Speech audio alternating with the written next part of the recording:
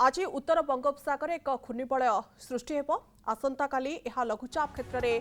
परिणत होने संभावना रही फल आसंता काली राज्य में वर्षार परिमाण बढ़ आज कोरापुट मालकानगिरी नवरंगपुर नुआपड़े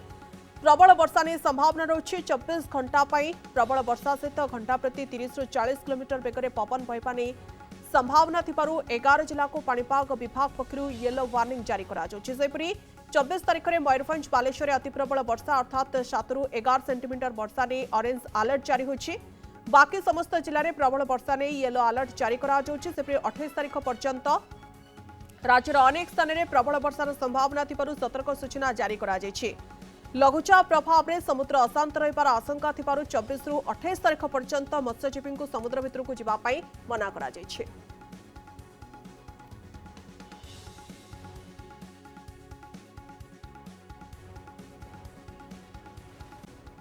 तो 24 घंटा किसी स्थान में हल्कर मध्यम धरण वर्षा होगा सहित प्रबल वर्षा गोटे स्थान में रिपोर्ट करा जोटा कि आमर सोनपुर जिलार डुंगुरी पाली रे 70.0 मिलीमीटर रेनफॉल रिपोर्ट करा देखा आज पर्यंत रेनफॉल स्टैटिस्टिक्स देखा पूरा राज्य में टोटाल वर्षा होती 514.2 millimetre against the normal value 458.8 millimetre से आम राज्य में 12% एवं नॉर्मल रेनफॉल आज पर्यंत रिकॉर्ड करा वर्तमान गोटे साइक्लोनिक सर्कुलेशन रही साइक्लोनिक सर्कुलेशन रही वेस्ट सेंट्रल पाखापाखि नॉर्थ ईस्ट बेंगल जार उच्चता रही एक्सटेंड करुच्ची 3.1 to 5.8 kilometre above mean sea level.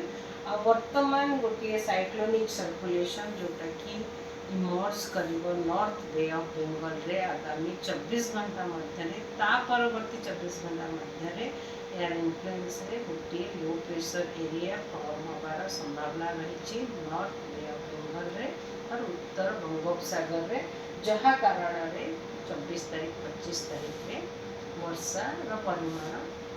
बढ़िबार संभावना रही पूरा राज्य में। आगामी 24 घंटा